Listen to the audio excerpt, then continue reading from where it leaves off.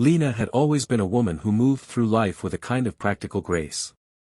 She had raised 3 children, kept a lively home, tended her garden, laughed loudly, and never once cared about wrinkles, birthdays, or the way time left fingerprints on the body. But now, at 67, she'd begun to notice something she had never imagined would matter so much: stairs. Her house was not grand or large, just a cozy 2-story home with creaky wooden steps leading to the bedrooms. She had lived there for over 40 years, and those stairs had never once intimidated her. She'd run up and down them carrying laundry baskets, groceries, and sometimes a squirming toddler on each hip. But recently, climbing those stairs felt like trying to scale a small hill wearing a backpack full of stones. Every morning was the same routine. She would wake up, stretch her arms overhead, feel the slight pinch in her right knee, and push herself gently out of bed. Before, she had moved with natural flow, the kind of movement that didn't need thought. Now everything felt deliberate, controlled, careful. When she reached the staircase, she took a deep breath, planted her foot on the first step, and slowly climbed. By the 7th step, she would inevitably pause, one hand firmly gripping the railing. Her legs would tremble, her breath would shorten, her heart would thump a little too loudly. "Not today," she would whisper, trying not to sound defeated.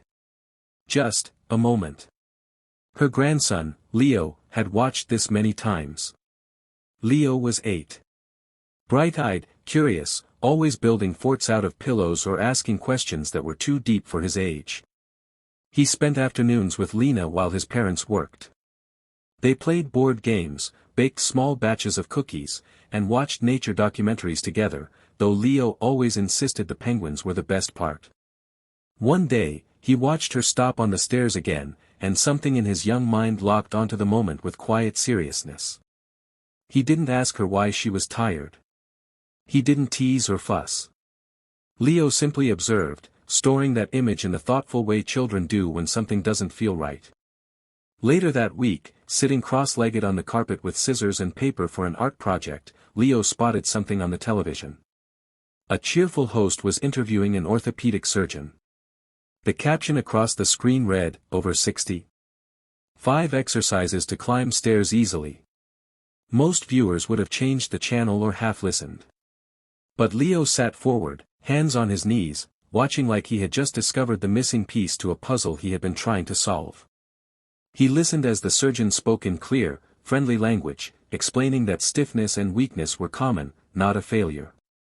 That balance and strength could be rebuilt slowly. That no one was too old to improve, just sometimes too discouraged. Leo didn't write down the exercises. He didn't need to. He had the kind of mind that remembered what mattered. The next day, he ran into the living room holding a printed brochure he'd made himself using crayons and computer paper. Across the top, in big wobbly letters, it read, "Grandma Stairs Ninja Plan. Surgeon approved."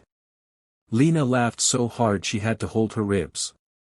"What is this, sweetheart?" she asked, unfolding the paper gently like it was a sacred map. "You're going to be able to climb stairs like a ninja," Leo declared, standing tall, his chest puffed out. "Trust me. The doctor on TV said so." She blinked.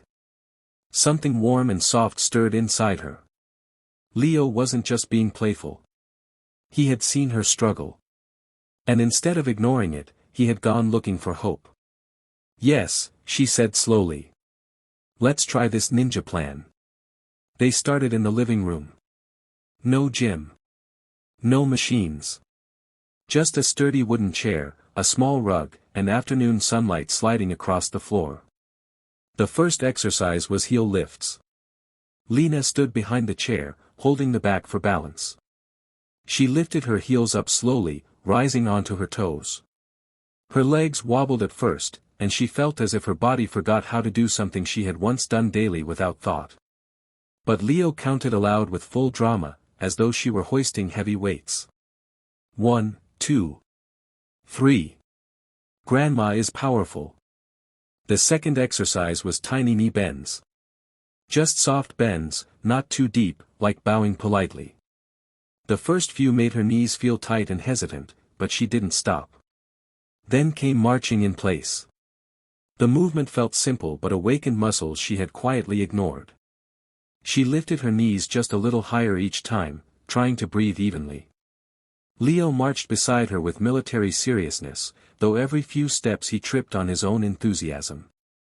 Next were leg raises. Holding the chair again, she slowly lifted one leg to the side, then the other. It made her hips feel warm, stretched, alive again. Leo did them too, though he wobbled like a baby giraffe learning to stand. Finally came the most important exercise, standing from a chair without using her hands. At first, this was the hardest. Her body hesitated. She tried once and sat back down immediately. Leo didn't laugh. He just said, very quietly, "You've done way harder things than this." Lena nodded and tried again. She leaned forward slightly, pressed her feet into the floor, and stood. Slow. Controlled. Steady. Leo clapped so loudly the windows seemed to vibrate. They repeated these exercises every day. Some days were easy. Some days were not. There were mornings she didn't feel strong. There were evenings when her knees ached the stubborn ache of old wear. But something had changed. She no longer whispered, "Not today." She whispered, "One more step than yesterday." Her breath grew deeper. Her legs steadier. Her body remembered strength. Not the youthful kind. The rooted kind. The kind that comes from persistence, not speed. And all the while, Leo counted every set aloud as if he were cheering a champion in a stadium. Lena realized something important during those days: improvement didn't need to be dramatic to be meaningful. It didn't need applause or miracles. It needed patience. And someone who believed she could do it. And she did. Day by day. Step by step. Slow strength rising in her bones like morning light returning after winter. 3 weeks passed, though to Lena they felt like both a moment and a journey. The exercises had become part of her day, like brewing morning tea or opening the curtains to let in the first stretch of sunlight. But what had changed most wasn't simply her legs or her breathing, it was the way she spoke to herself. In the beginning, every movement came with doubt. Every attempt carried a quiet voice whispering that it was too late, that the body did not go backward to reclaim what was lost. But slowly, the voice changed. It softened. It shifted from doubt to curiosity, then from curiosity to determination. Now she no longer felt embarrassed when she paused. Now she felt pride each time she continued. Leo, of course, had been her greatest coach.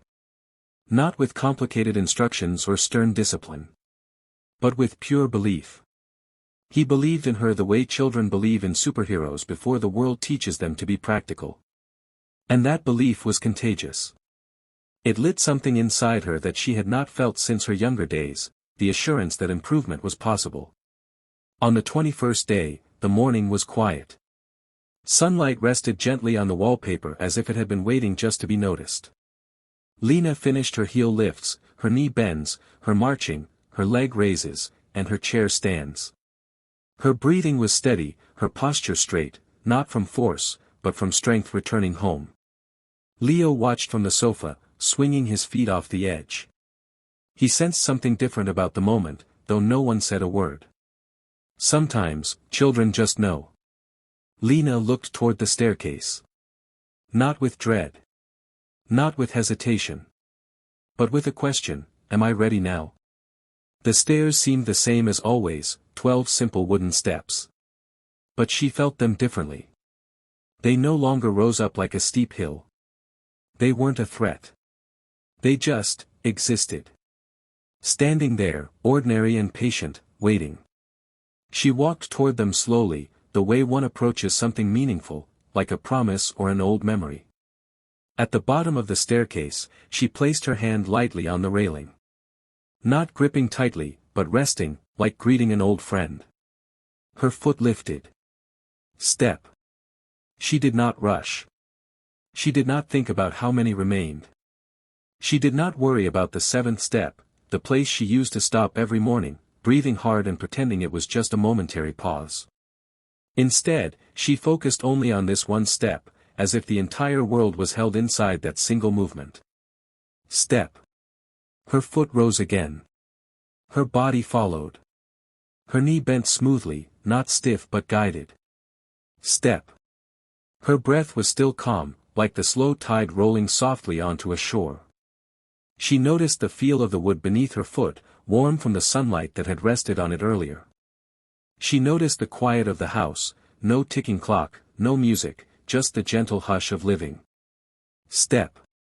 Her heart beat steadily. Not racing, not straining. Working with her instead of against her. Step. She was halfway. The place she used to stop. The place where her body had once told her no more. But today was different. She did not pause. She did not tighten her grip. She simply continued. Step. A small smile touched her lips. Step. Her muscles felt strong, not perfect, not youthful, but capable. Capable was enough. Capable was everything. Step. She reached the top. And only then did she turn around. Leo was standing at the bottom of the stairs now, his eyes wide like two small golden lanterns glowing with pride. He looked at her the way you look at a person who has done something impossible. He didn't clap at first. He didn't cheer. He just stood there, absorbing the moment. Then he exhaled sharply and burst into applause so loud the house seemed to tremble with joy. "Grandma, you did it," he shouted, his voice tumbling over itself with excitement. "You climbed it. All the way. Without stopping. You're amazing." Lena laughed. It was the kind of laugh that begins deep in the chest and rises upward, full and bright. A laugh that pushes away shadows. She did not cry. She was not someone who cried easily. But she felt warmth spread inside her ribs, not like fire, but like a comfortable lamp that had just been switched on, a quiet, steady light. She walked down the stairs next. Slowly, but confidently. Down was easier than up, but she still focused. Step by step, like before.